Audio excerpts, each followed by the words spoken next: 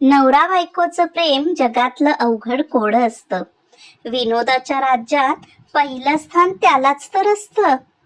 तुझं माझं जमेना, तुझ्या वाचून करमेना, असंच काहीच असतं, हो ना? नवरा बायकोचा प्रेमळ आबोला विचारलंच मी विठुरायाला, का रे तुमचं भांडण चालूच आहे का अजून पंढरपूरला? रखमाई अजून वेगळी उभी आहे तुझ्यावर रुसून. विठोबा म्हणतो, वेगळीच मजा असते पाण्यात तिला चोरून. ओ हो हो, रुसल्यावरती तर अजूनच गालावरची कळी येते तिची खुलून. ओ हाऊ रोमॅन्टिक. त्यातच भक्तांची माझ्याकडे गर्दी असते फार.